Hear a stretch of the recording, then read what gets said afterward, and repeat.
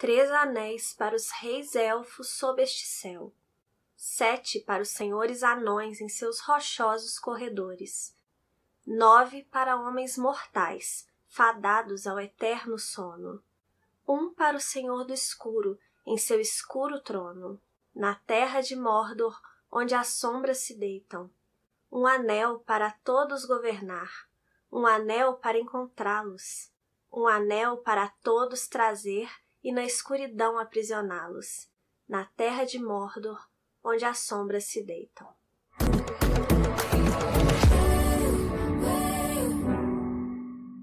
Oi, eu sou a Michelle, sejam muito bem-vindos aqui no canal e hoje é o primeiro vídeo da nossa leitura coletiva de O Senhor dos Anéis.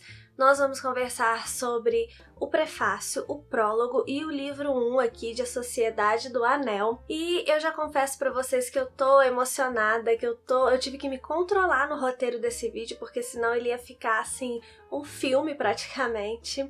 Eu tô relendo O Senhor dos Anéis depois de 10 anos, né, que eu li pela primeira vez. É a minha primeira releitura de O Senhor dos Anéis. Eu não sei por que eu demorei tanto tempo assim, porque tá sendo muito maravilhoso. Eu falei um pouco com vocês da minha história, com o Senhor, falei um pouco pra vocês, né, da minha história com o Senhor dos Anéis lá no vídeo de apresentação do projeto, então eu vou deixar linkado tudo o que tiver de alguma forma relacionado ao que eu falar aqui nesse vídeo, eu vou deixar linkado nos cards até onde couber e aqui também na descrição, tá bom? Então sempre vai lá dar uma olhada na descrição do vídeo, porque eu deixo alguns vídeos e alguns textos sugeridos lá pra vocês para complementar a experiência aqui do vídeo. Se você tá atrasadinho aí na leitura, se você tá descobrindo esse projeto agora, não se preocupa, porque eu vou deixar uma playlist, os vídeos todos vão ficar salvos nessa playlist. Você pode ler no seu tempo e depois vir aqui assistir aos vídeos e comentar, né? Deixa suas impressões de leitura aqui, porque eu vou falar pra vocês as minhas, mas eu quero saber as impressões, como tá sendo a experiência de vocês também, se é uma releitura, se é a primeira vez que vocês estão lendo, enfim. Eu vou, de vez em quando, comparar um pouco com o filme, né? Então, vai ter spoiler dos livros e dos filmes, afinal de contas é uma leitura coletiva. Os vídeos vão sair aqui no canal há mais ou menos de 15 em 15 dias, vai dar um pouco mais, um pouco menos. O cronograma também tá lá no vídeo, eu vou deixar o cronograma aqui na descrição desse vídeo também para facilitar a vida de vocês. E lá no Instagram eu tô fazendo diários de leitura, então eu aconselho que vocês me acompanhem lá também para a experiência ser mais profunda. Se você é novo por aqui, eu já te convido para dar uma olhada nos meus vídeos e se você gostar, se inscreva no canal, ative as notificações para você receber notificações sempre que eu postar um vídeo novo. Curte esse vídeo aqui se você gostar, tá, gente? Não se esquece. E compartilha pra gente espalhar a literatura, espalhar O Senhor dos Anéis para outras pessoas, né? Incentivar outras pessoas a ler e a ler O Senhor dos Anéis.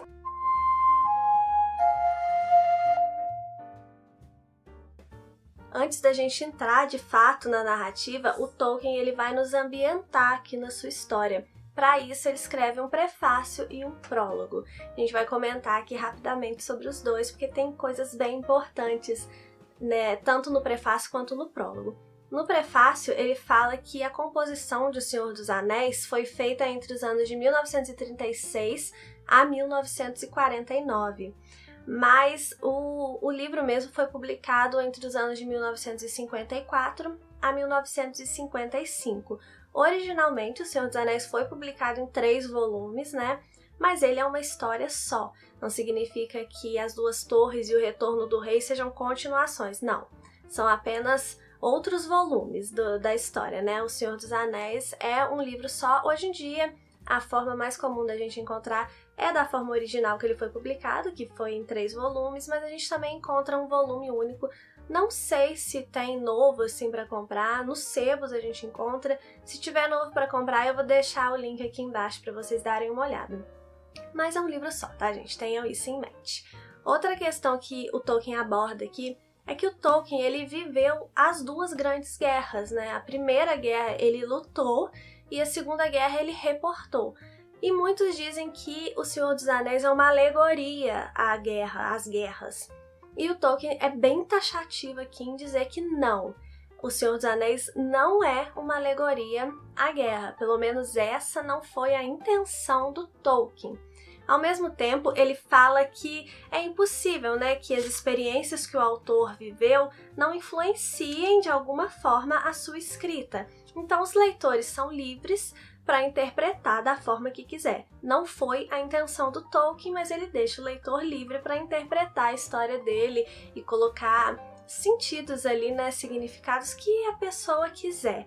Eu vou ler um trechinho aqui que eu acho muito legal, que ele diferencia isso, essa intenção do autor com aquilo que o leitor vai entender da obra. Ele fala o seguinte: acho que muitos confundem aplicabilidade com alegoria, mas a primeira reside na liberdade do leitor e a segunda na dominação proposital do autor.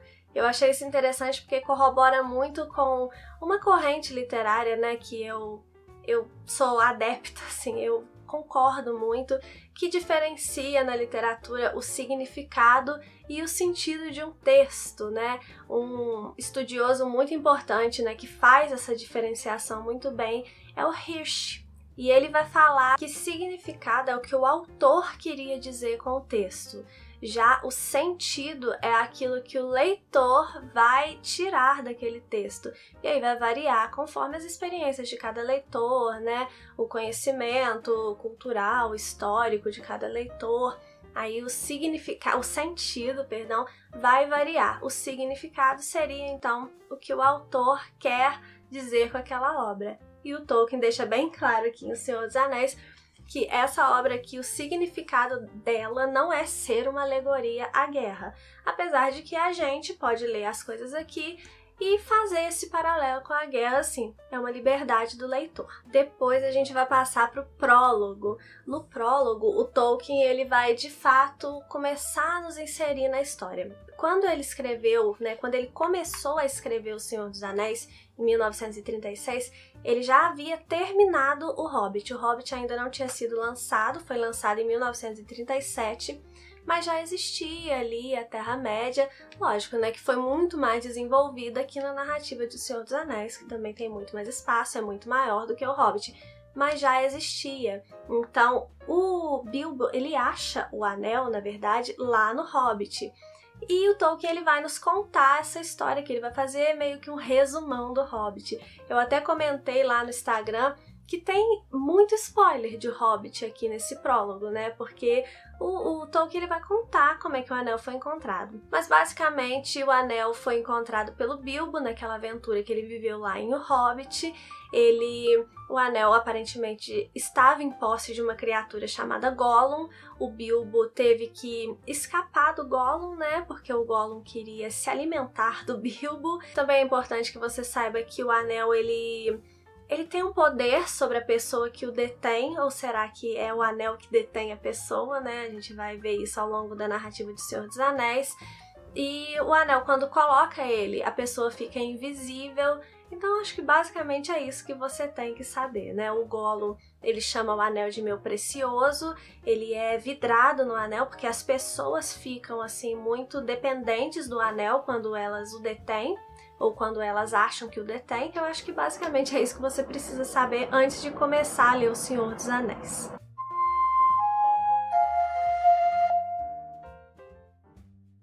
Então a gente começa de fato a narrativa aqui de O Senhor dos Anéis no capítulo 1, que se chama Uma Festa Muito Esperada.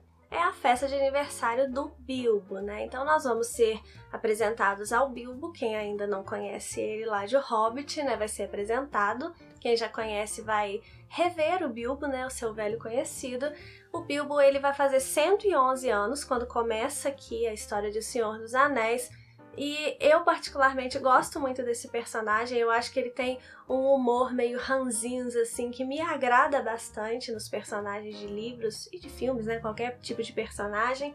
E ele mora com o Frodo, que eu considero o protagonista aqui dessa história, apesar da história se chamar O Senhor dos Anéis. E o Senhor dos Anéis é o Sauron, mas eu considero o Frodo aqui o protagonista. O Frodo, ele vai fazer 33 anos, né, quando começa essa história, que é a maioridade dos hobbits, porque os hobbits vivem muito. A gente vai ver aqui que, inclusive, essa longevidade do Bilbo e o aspecto dele ainda muito conservado, isso chama muita atenção dos hobbits, mesmo eles vivendo muito, porque ele tá mais conservado do que deveria estar, e talvez isso tenha a ver aí com o anel, né, gente? Mas as pessoas lá, os hobbits, não sabem, né, que ele possui esse anel, e ele gera muitos comentários, porque ele tinha saído numa aventura, que é a aventura lá de Hobbit, depois ele voltou cheio de riquezas, então as pessoas têm muita curiosidade pelo Bilbo, e estavam todos em polvorosa, assim, porque ia ter a festa de aniversário dele, ia ser uma super festa, um super banquete, coisa que os hobbits gostam muito, né? Comer bem, beber bem e dançar. Então eles estavam todos muito ansiosos, só se falava nisso. A gente vai conhecer aqui, ou rever, né, dependendo se você já leu Hobbit, o Gandalf, que é, pra mim, o melhor personagem, pra mim e pra muitos leitores, né, o melhor personagem de O Senhor dos Anéis e de todo o universo do Tolkien, pra ser bem sincera, pelo menos do que eu conheço, né. Eu gosto muito de um outro personagem que eu vou falar mais pra frente, mas o Gandalf é o meu preferido. Eu acho ele, assim, ele é muito engraçado, ele tem umas tiradas, ele é meio ríspido, né, às vezes, que eu gosto muito, gente. O Gandalf, ele não tem paciência, então eu me identifico muito com o Gandalf nesse sentido. Ele vai chegar para a festa do Bilbo, né, ele é um velho amigo do Bilbo, ele é um mago. Outra coisa que desperta muita atenção dos hobbits, a curiosidade dos hobbits, porque os hobbits não têm muito costume de ter amizade com pessoas grandes, né, como eles chamam. Então o Gandalf vai chegar para a festa do Bilbo, ele vai levar uns fogos de artifício lá, muito loucos. Enfim, a festa do Bilbo vai começar com muita fartura, muita dança, muita música, tudo bem. O Gandalf, ele vai fazer um show de fogos, né, que é um costume, os fogos de artifício do Gandalf são muito conhecidos ali na Terra-média, e o Gandalf vai levar esses fogos, sendo que a última apresentação vai ser uma simulação lá da Desolação de Smaug, que é a história de Hobbit, né. Você vê que esse primeiro capítulo, ele remete muito ao Hobbit, então é até legal você já ter lido o Hobbit, mas quando eu li pela primeira vez, eu li O Senhor dos Anéis antes de ler o Hobbit, e não me atrapalhou, então eu acho que não vai te atrapalhar tanto assim. Se você tiver a oportunidade de ler o Hobbit antes, tudo bem, mas se não tiver, leia depois, você vai gostar do mesmo jeito. Mas aí ele vai fazer uma simulação de um dragão enorme que vai passar rugindo por cima das pessoas, né, os fogos de artifício, né, simulando o dragão.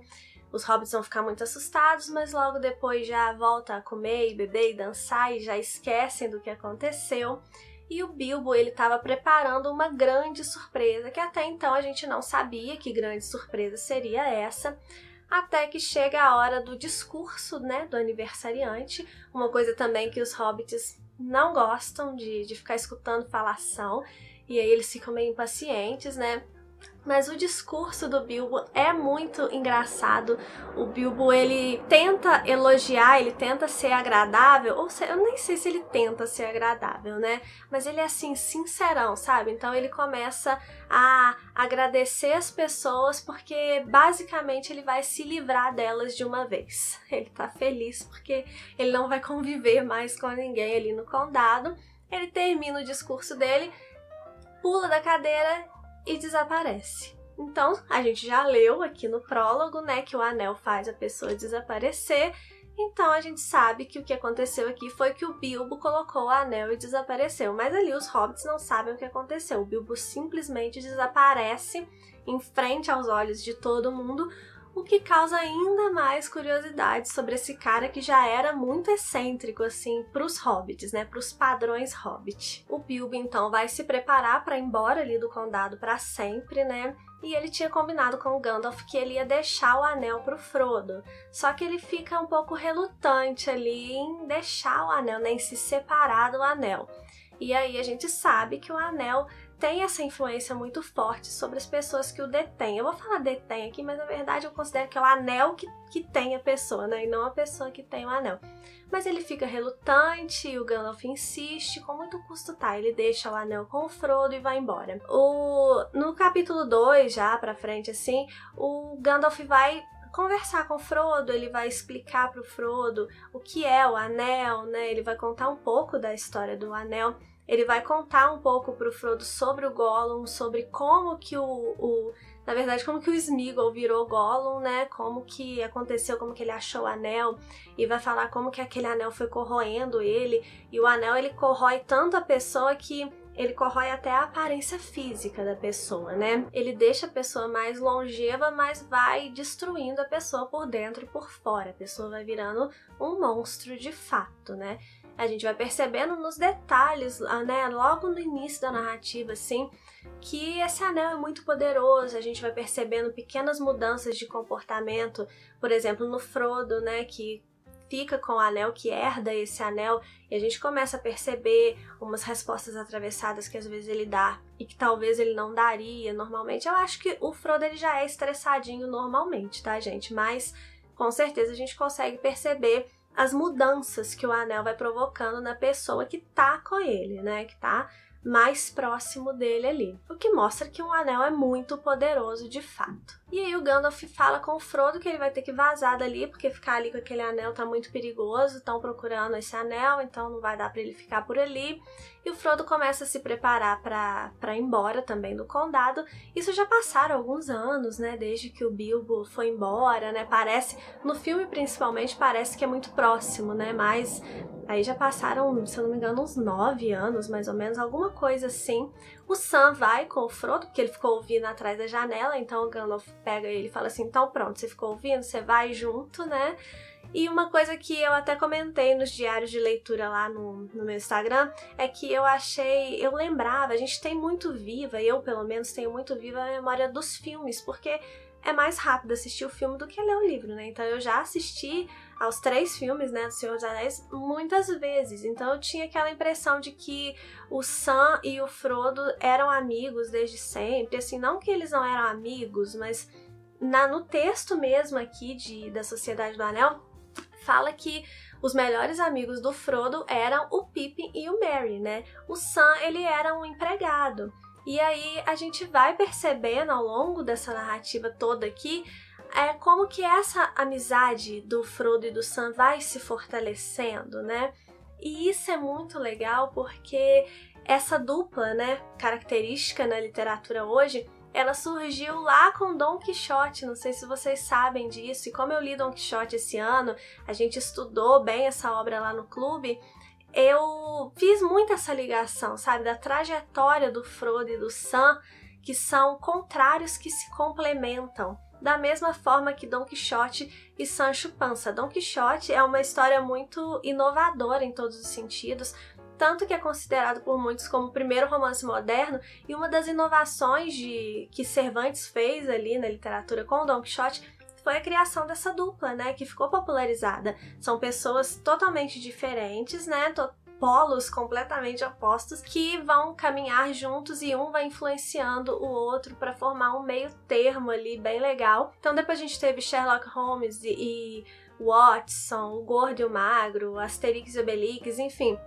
E temos aqui também Frodo e Sam fazendo também essa jornada onde eles vão se complementar e vão amadurecer e vão se tornar praticamente uma das duplas mesmo mais famosas que a gente tem na literatura, né? A gente não pensa, eu pelo menos não penso no Frodo sem o Sam e vice-versa. Eu gosto muito dessa dupla e quando eu tava lendo aqui que eu me dei conta disso, né, que na verdade eles nem eram tão amigos assim, era uma relação mais de patrão e empregado, e eu lembrei de como eles vão evoluindo juntos. Eu fiquei ainda mais maravilhada com a construção que o Tolkien fez desses dois personagens, né, enquanto uma dupla assim mesmo. Achei muito forte, achei muito bonito, e relendo agora O Senhor dos Anéis, gente, eu já falo pra vocês que eu tô ainda mais apaixonada pelas construções do Tolkien, sabe? Depois que quando eu li, né, há 10 anos atrás, eu não tinha nem tanto conhecimento, assim, de literatura. Hoje em dia eu já estudei muito mais, eu já sei muito mais do que eu sabia naquela época de teoria, de construção de texto, enfim. E eu consigo perceber, assim, de fato, a genialidade do Tolkien. O Tolkien é genial, gente. De fato, o Tolkien é genial.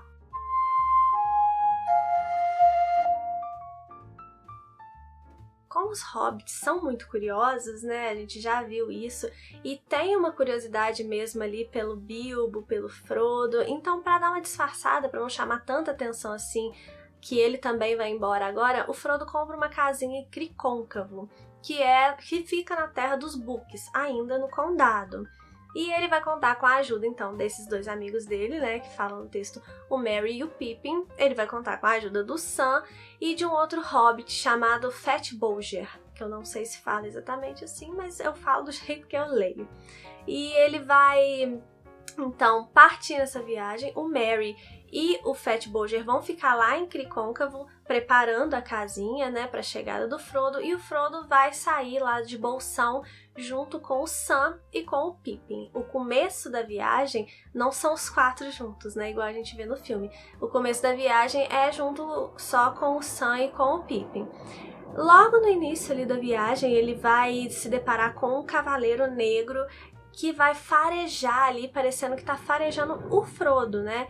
E o Frodo sente que é ele, que o Cavaleiro Negro tá procurando ele logo liga a questão do anel, então ele sai da estrada pra ficar mais difícil, né, de encontrar, dos Cavaleiros Negros encontrarem eles.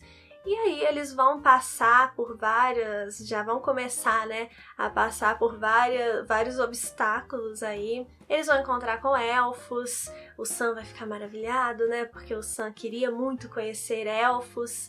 Os elfos são os meus preferidos, gente, eu não vou mentir, não. Ele vai passar na casa de um outro hobbit lá, muito nervoso e tal. Eu gosto dos hobbits, eu acho os hobbits muito engraçados também. Apesar dos meus preferidos serem os elfos, eu acho os hobbits muito engraçados. Enfim, ele vai chegar lá na casinha de Cricôncavo, depois de passar por, né, alguns percalços.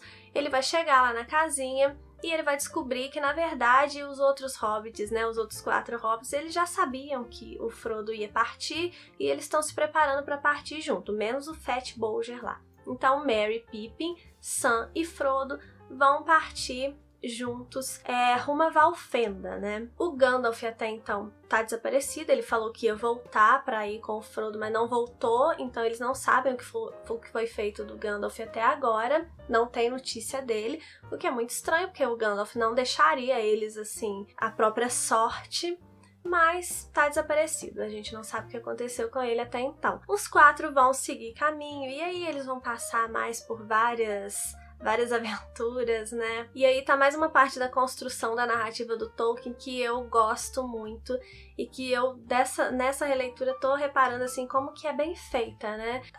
Os obstáculos que os hobbits têm que passar logo no início dessa jornada são muito criativos, são muito interessantes. As árvores lá na Floresta Velha engolindo os hobbits, gente, eu achei aquilo muito pavoroso, sabe? Eu nem lembrava dessa parte. E as criaturas tumulares também, a ambientação toda que o Tolkien traz para a história dele, que é inclusive uma coisa que as pessoas reclamam muito da descrição, né? As descrições do Tolkien, assim, acham ele muito descritivo, mas não acho de forma nenhuma o Tolkien muito descritivo. Ele descreve muito as coisas, mas é porque ele criou um mundo completamente novo, né? Aqui a gente tá falando de uma alta fantasia, é um lugar completamente diferente. O mundo real, o nosso mundo aqui, nem existe. Então ele precisa nos ambientar nessa história. A gente não tem as imagens igual num filme, né, numa série. Como que ele vai nos ambientar nesse mundo? Como que ele vai nos situar em como é o aspecto dessas raças aqui que ele criou? Ele precisa descrever. É a forma que o autor tem de nos inserir de fato num lugar, fazer a gente imaginar de fato um lugar. Se ele fizesse uma descrição superficial, a Terra-média e toda essa mitologia aí do Tolkien não seria tão cultuada e tão incrível. É tão incrível e é tão importante para a literatura justamente porque ele consegue nos inserir na história. E as descrições dele são parte essencial disso. Sem as descrições, a gente não ia ficar tão imerso nessa história, eu garanto pra vocês. A base dessa narrativa aqui do Tolkien é a jornada do herói, né? A clássica jornada do herói. E eu acho que uma das melhores formas de você observar o passo a passo da jornada do herói é aqui lendo O Senhor dos Anéis, porque o Tolkien ele faz isso com maestria. Se você não sabe o que é a jornada do herói, não dá pra eu explicar aqui nesse vídeo, que já vai ficar enorme, mas eu já fiz um vídeo explicando o passo a passo da jornada do herói, que eu vou deixar linkado, como eu falei, tudo que tiver a ver com o vídeo eu vou deixar linkado. Vai lá dar uma olhada, porque você vai reconhecer aqui toda a trajetória do Frodo no passo a passo da jornada do herói. O Tolkien faz isso aqui muito bem, de fato. É outra coisa que ele faz muito bem, ele faz tudo muito bem. Eu tô ficando ainda mais apaixonada pelo Tolkien, como vocês podem estar reparando aí. Uma outra coisa que eu quero conversar com vocês aqui nesse vídeo é sobre um personagem. Lembra que eu falei que eu gosto... O meu personagem preferido é o Gandalf, mas que tem um outro que eu gosto muito? E esse é polêmico, porque muita gente não gosta dele, é o Tom Bombadil, que a gente conhece nessa meta aqui que a gente leu, e eu simplesmente amo o Tom Bombadil. As pessoas costumam achar, né, eu já vi comentários aí de que essa parte, esse capítulo do Tom Bombadil é muito viajado, né? Eu não acho muito viajado, eu não acho que tem muitas músicas e, sabe, as coisas que eu já ouvi falar sobre esse capítulo, eu particularmente não concordo. Eu acho que é essencial o capítulo do Tom Bombadil aqui para essa história, porque os hobbits, eles precisam de um descanso, aquela altura ali do campeonato. E nós, leitores, também precisamos de um descanso, porque, como eu falei, o Tolkien, ele consegue nos fazer mergulhar na história.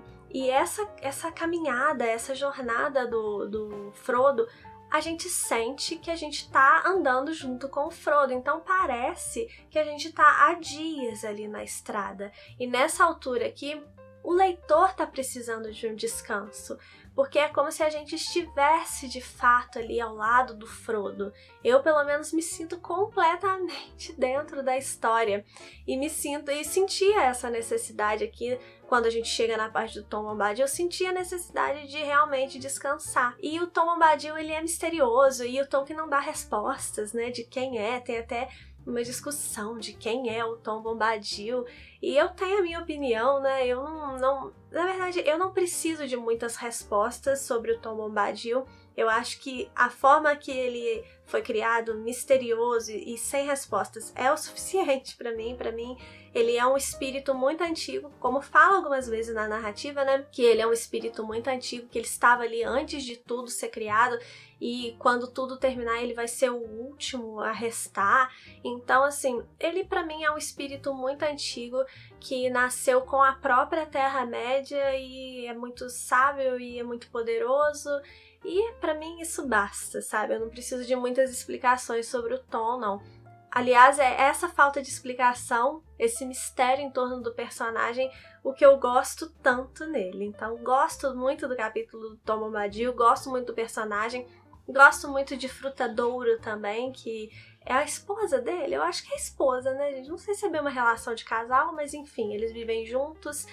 E me fala aí se você gosta do Tom Bombadil, se você gosta desse capítulo aí dele. A Fran, que tá lendo comigo, me mandou um áudio, gente, cantando uma musiquinha do Tom Bombadil, que assim, eu tô ouvindo esse áudio dela, assim, toda hora eu ouço o áudio dela, tá até gastando o áudio, muito bonitinho. Não vou colocar aqui pra não expor a Fran, né, mas experimenta ler as canções cantando mesmo, fica até mais legal a história.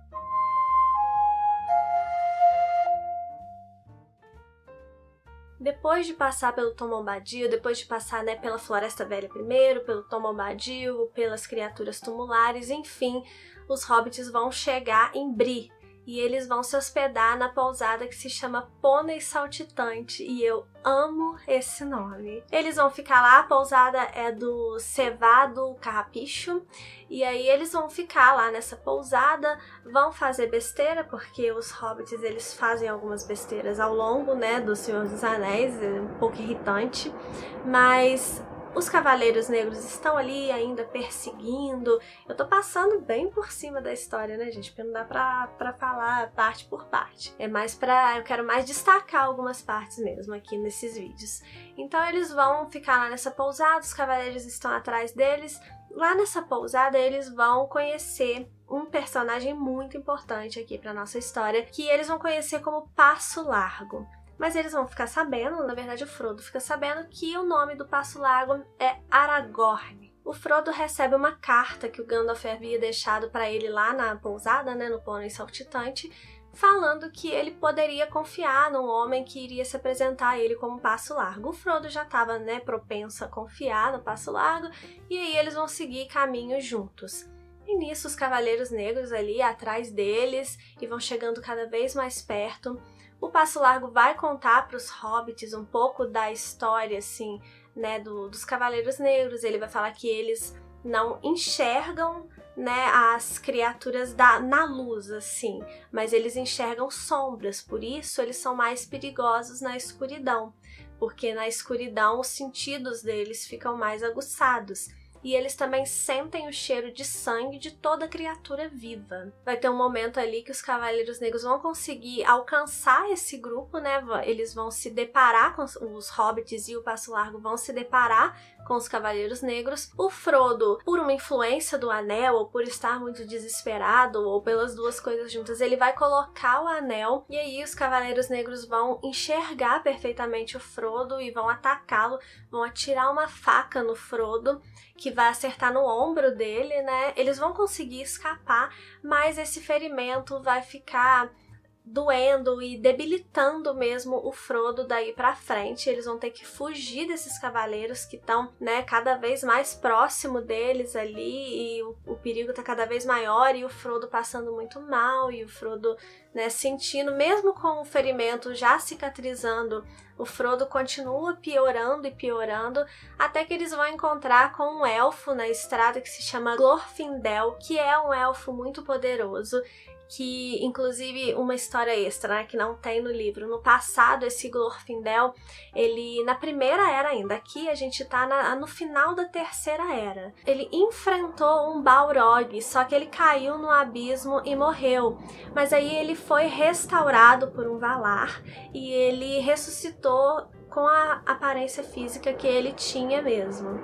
Guardem essa história porque vocês vão lembrar dessa história mais pra frente aqui na nossa narrativa, tá? Então eles encontram com o Glorfindel e o Glorfindel, ele empresta o cavalo dele pro Frodo, porque é a única forma do Frodo escapar, porque os Cavaleiros Negros, na verdade, eles não estão ligando pro resto do grupo, eles estão preocupados em pegar o Frodo, porque o Frodo que está com o anel, né? E o cavalo vai disparar num determinado momento, né? O Frodo tem que ser colocado em cima desse cavalo do Glorfindel, o cavalo vai disparar para tentar fugir dos Cavaleiros Negros, e até que a gente chega no final dessa nossa meta, quando os Cavaleiros Negros eles são levados pela correnteza e o Frodo desmaia.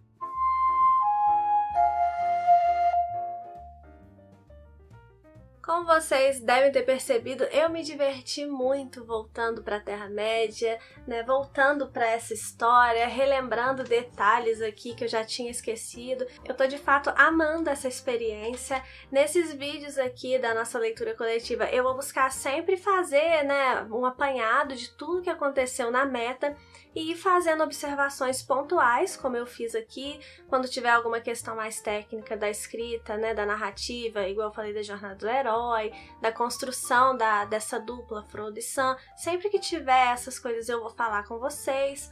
Alguns comentários sobre a mitologia aqui mesmo de O Senhor dos Anéis, igual essa história do Glorfindel, que vai ser importante mais pra frente, vai ser interessante vocês lembrarem dessa história mais pra frente. Então eu vou fazendo essas observações ao longo dos vídeos aqui que a gente for comentando essa nossa leitura coletiva, tá? A nossa próxima meta é o livro 2 aqui da Sociedade do Anel. Então a gente vai finalizar esse livro aqui até o final do mês. O vídeo, se eu não me engano, vai sair no dia 26, eu vou deixar a data certinha aqui na tela. E eu espero vocês aqui, espero que vocês estejam gostando dessa leitura coletiva. Não deixe de comentar aqui pra mim o que vocês estão achando, fazer as suas observações. Se ficou faltando, com certeza ficou faltando alguma coisa aqui no vídeo, porque muita coisa aconteceu, né, nessa meta, muita coisa acontece né, em todos os capítulos de O Senhor dos Anéis. Eu grifo o livro, tá, gente? Então eu tô grifando e eu grifei o livro praticamente todo. Eu acabei com uma marca-texto grifando essa parte aqui. Os vídeos vão ficar grandes, tá, gente? Eu sinto muito, assim, ou vocês gostam de vídeo grande? Me fala aí se vocês gostam também, mas não tem como fazer vídeos muito curtos pra falar de uma leitura coletiva de uma forma mais detalhada, como eu quero fazer. Então espero que vocês estejam gostando. Pode falar aqui o que vocês estão achando, sinceramente, tá?